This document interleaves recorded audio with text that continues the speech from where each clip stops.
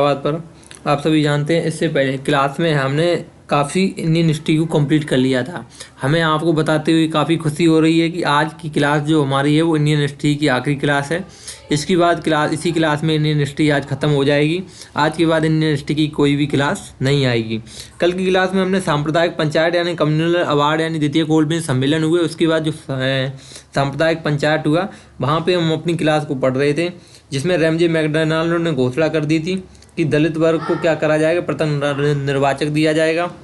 गांधी जी ने आमरण अनशन शुरू कर दिया था। उस क्लास के अंतर्गत हमने इन चीज़ों को पढ़ लिया था। इससे आगे क्लास स्टार्ट करने से पहले हम बता दें, अगर आप चैनल पर नए हैं तो चैनल को सब्सक्राइब कर लें, और अभी तक आपने पीछे क्लासें नहीं देखी हैं तो हमारी सभी पीछे क्लासें इंडियन हिस्ट्री की पढ़ें, इसके बाद ये क्लास अटेंड करें। तो आइए इससे आगे क्लास शुरू करते हैं। इससे आगे क्या हुआ, यानी पूना पैक्ट हुआ 24 सितंबर 1932 को। कांग्रेस केवल इसमें कौन से सम्मेलन में शामिल हुई थी? दूसरा जो गोलमेज सम्मेलन हुआ था उसमें केवल कांग्रेस शामिल हुई थी। पूना समझौता कहाँ हुआ? यरवदा जेल में पूना समझौता हुआ। इस पर साइन किसने किए? बाबा साहब अम्बेडकर और मदन मोहन मालवीय की तरफ से इसमें साइन हुए, और गांधी जी शामिल थे इसमें पूना समझौते में। पृथक निर्वाचन की मांग समाप्त कर दी गई इस समझौते में। प्रयास किसने किया था? तेज बहादुर सप्रू, सी राजगोपालचारी ने प्रयास किया था इसके लिए। प्रांतों में 71 की जगह 148 सीटें आरक्षित कर दी गई। इसके बाद तृतीय गोलमेज सम्मेलन होता है। तो तृतीय गोलमेज सम्मेलन में देखेंगे क्या होता है। ब्रिटिश सरकार ने श्वेत पत्र जारी कर दिया तृतीय गोलमेज सम्मेलन में। तो तृतीय गोलमेज सम्मेलन में क्या हुआ? ब्रिटिश सरकार ने श्वेत पत्र जारी कर दिया। यह गोलमेज सम्मेलन का निष्कर्ष था भावी संविधान का स्वरूप, यानी जो गोलमेज सम्मेलन का निष्कर्ष क्या निकला? भावी संविधान का स्वरूप होना चाहिए, ये गोलमेज सम्मेलन का निष्कर्ष निकला। Doctor Ambedkar, R.M. जयकर और तेज प्रताप सप्रू, ये तीनों लोग सम्मेलन में भाग लेने के लिए तृतीय गोलमेज सम्मेलन में गए थे। 22 दिसंबर 1939 को मुस्लिम लीग ने मुक्ति दिवस मनाया कि अब हम अलग हो जाएंगे, हम साथ में नहीं रहेंगे कांग्रेस के। 23 मार्च 1940 को मुस्लिम लीग ने लाहौर अधिवेशन किया, जिसमें जिन्ना ने दो राष्ट्र सिद्धांत को प्रस्तुत कर दिया। इसने प्रस्ताव रखा किसने? सिकंदर हयात खान ने इसका प्रस्ताव रखा। प्रस्तुत किसने किया? A.K. फजल हक ने प्रस्तुत किया। पाकिस्तान नाम गढ़ा गया किसने? मोहम्मद रहमत अली ने पाकिस्तान नाम गढ़ा कि पाकिस्तान कि अब हम भारत के साथ नहीं रहेंगे और हमें एक अपना अलग से मुल्क चाहिए। इसके बाद आता है अगस्त प्रस्ताव। 8 अगस्त 1940 को पेश किया गया। किसने किया? लिनलिथगो ने इसे पेश किया। युद्ध के बाद डोमिनियन स्टेटस का दर्जा मिलेगा, ये बोला था इसने। वायसराय की कार्यकारिणी में भारतीय लोग शामिल होंगे, अगस्त प्रस्ताव में कहा गया। युद्ध के बाद एक संविधान सभा गठित होगी, ये भी इसने कहा गया। युद्ध सलाहकार परिषद का गठन होगा। अल्पसंख्यकों का अधिकार सुरक्षित होगा। कांग्रेस ने अस्वीकार कर दिया। मुस्लिम लीग ने भी इसे अस्वीकार कर दिया कि हम ये अब एक्सेप्ट नहीं करेंगे, अब हमें चाहिए तो हमें पूर्ण रूपेण स्वतंत्रता चाहिए। अब हम आपके साथ नहीं रहने वाले, आपके अंडर में हम नहीं काम करेंगे, क्योंकि आप लोग अभी हमें दबाते ही चले आ रहे हो लगातार। इसके बाद होता है व्यक्तिगत सत्याग्रह या दिल्ली चलो आंदोलन। 1940 चालू होता है क्या? व्यक्तिगत सत्याग्रह या दिल्ली चलो आंदोलन। इसका उद्देश्य क्या था? भारत युद्ध में ब्रिटेन के साथ में नहीं है, यानी अंग्रेजों लोगों ने कह दिया था कि भारत है वो ब्रिटेन के साथ जो युद्ध हो रहा है उसमें मेरे साथ यानी है, पर भारत ने कह दिया कि नहीं, भारत युद्ध में ब्रिटेन के साथ नहीं है। इसका उद्देश्य ये था बताना। पहला फेज इसका कब से कब शुरू हुआ? अक्टूबर 1940 से दिसंबर 1940 तक। दूसरा फेज इसका शुरू हुआ जनवरी 1941 से दिसंबर 1941, यानी 1 साल तक। दिल्ली चलो इसमें नारा दिया गया।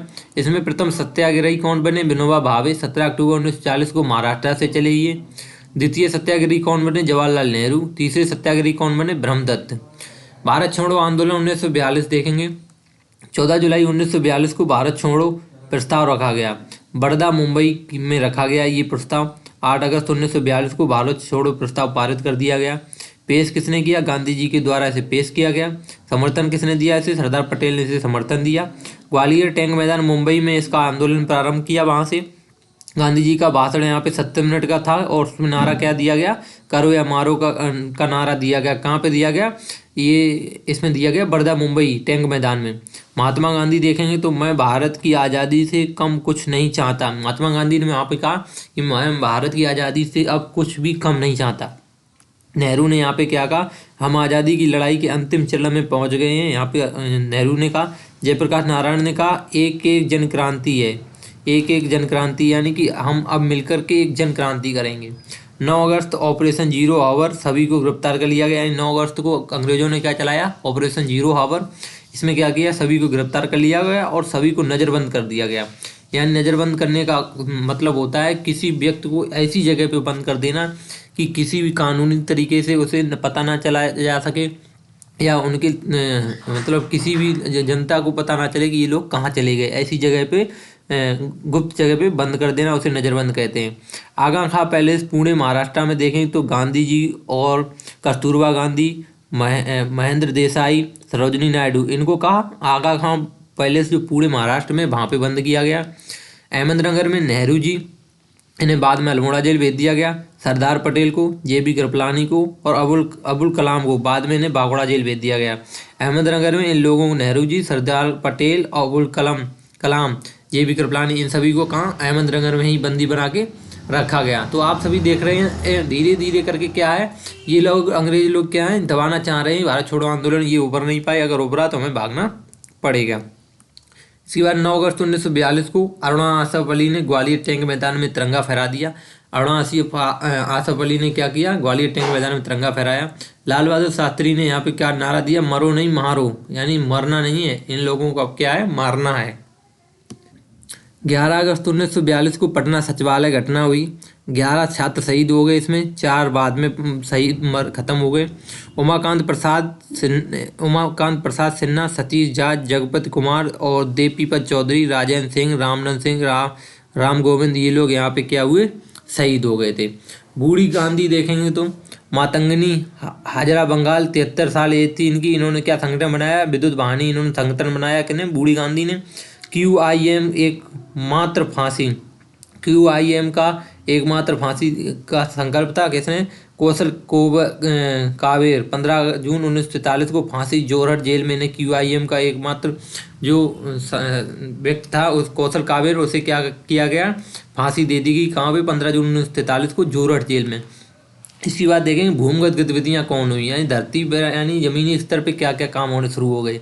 जयप्रकाश नारायण द्वारा हजारीबाग जेल से दिवाली के मौके पर जेल से फरार हो जाना। जयप्रकाश नारायण फरार हो गए हजारीबाग जेल से दिवाली के मौके पे।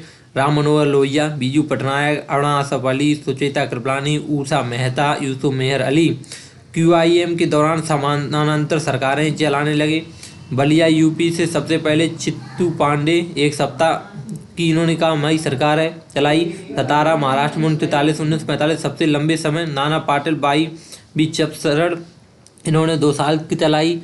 इसके बाद तामलुक मिदनापुर बंगाल 1942 से 44 तक नेतृत्व किया किसने, सतीश सामंत, जातीय सरकार इन्होंने चलाई। तो इन लोगों ने बोल दिया कि अब हमारी खुद की सरकार रहेगी और हम अपना खुद का शासन करेंगे। तो ये लोग क्या कर रहे हैं, अपनी अपनी सरकारें चलाने लगे हैं भूमिगत क्षेत्र में। इसके बाद देखेंगे सुभाष चंद्र बोस को। इनका जन्म कब हुआ, 23 जनवरी 1897 में कटक उड़ीसा में इनका जन्म हुआ। पिता देखेंगे तो जानकी नाथ इनके पिता थे। माता कौन की, प्रभावती। 1920 में ICS परीक्षा पास की, जो उस समय की सबसे बड़ी परीक्षा हुआ करती थी। इस समय आप देखेंगे तो भारत में UPSC जो परीक्षा कराती है, इससे IAS PCS IFS बनते हैं, उसी की तरह पहले ICS होता करता था। ICS को हटा के ही IPS IFS और IAS के लिए UPSC का गठन किया गया। उसमें उनकी कौन सी रैंक आई थी, 4th रैंक आई थी। 1921 में नौकरी छोड़ दी इन्होंने। पत्र लिखा शरद चंद्र बोस को। गुरु देखेंगे इनके कौन से थे, तो चित्तरंजन दास इनके गुरु थे। सुभाष चंद्र बोस 1924 में कलकत्ता नगर निगम के CEO चुने गए। 1930 में ये मेयर बने। बुक्स देखेंगे इनकी, द इंडियन स्ट्रगल लिखी इन्होंने 1919 से 1934 तक। द इंडियन पिलग्रिम लिखी इन्होंने। इनकी काफ़ी ये पुस्तकें प्रसिद्ध हैं जो काफ़ी एग्जाम में पूछी जाती हैं। 1938 में कांग्रेस अधिवेशन हुआ हरिपुरा गुजरात में। सुभाष चंद्र बोस अध्यक्ष बनाए गए इसके। 1939 में कांग्रेस अधिवेशन हुआ त्रिपुरी मध्य प्रदेश में। बोस अध्यक्ष बनाए गए। वर्षित किताब पट्टा सीतारमैया, इसमें इस मतलब विपक्ष में कौन, इसमें अधिवेशन में मतलब वोटिंग होती थी तो कौन खड़े हुए, तो पट्टाभी सीतारमैया। तो वोटिंग हुई तो क्या बोस अध्यक्ष बने और पट्टाभी सीतारमैया यहाँ पे हार गए। बोस ने त्याग पत्र दे दिया और अध्यक्ष राजेंद्र प्रसाद बना दिए यहाँ पे। 1939 में फॉरवर्ड ब्लॉक का गठन किया गया। गिरफ्तार करके इन्हें फॉरवर्ड ब्लॉक का जब गठन किया, गिरफ्तार करके जेल फिर रिहा कर घर में नज़रबंद कर दिया गया। पहले इन्हें जेल में भेज दिया गया, फिर इन्हें रिहा करके घर में ही नज़रबंद कर दिया गया। लेकिन ये यहाँ से फरार हो गए। 1941 में भारत से काबुल पहुँचे, काबुल से मास्को और मास्को से जर्मनी पहुँचे। 1941 में ये मोहम्मद ज़ियाउद्दीन के भेष में ये काबुल पहुँचे थे। और इसके बाद मॉस्को पहुँचे। मॉस्को में ऑर्लेडो मेजोटा के नाम से इन्हें जाना गया।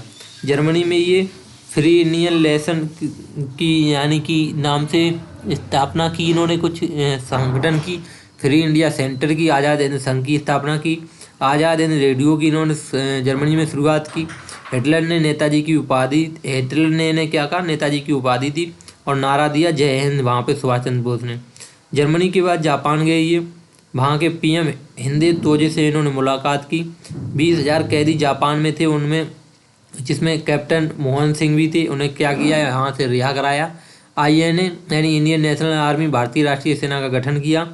गठन देखेंगे तो कैप्टन किसने किया था ये गठन, कैप्टन मोहन सिंह ने। जो 20,000 सेना थी उसका क्या किया है उन्होंने, जब उन्हें छुटाया गया कैप्टन को तो फिर वो आए यहाँ पे, तो इन्होंने क्या किया, इंडियन नेशनल आर्मी की, भारतीय राष्ट्रीय सेना की क्या करा, स्थापना की। इसके बाद देखेंगे पुनर्गठन।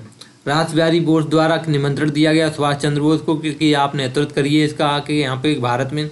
तो 4 जुलाई 1940 को सुभाष चंद्र बोस को कमांड मिली। नाम दिया गया आज़ाद हिंद फौज, जिसमें 4 रेजिमेंट बनाई गई। 5 जुलाई को दिल्ली चलो, सिंगापुर से बोला उन्होंने कि दिल्ली चलो।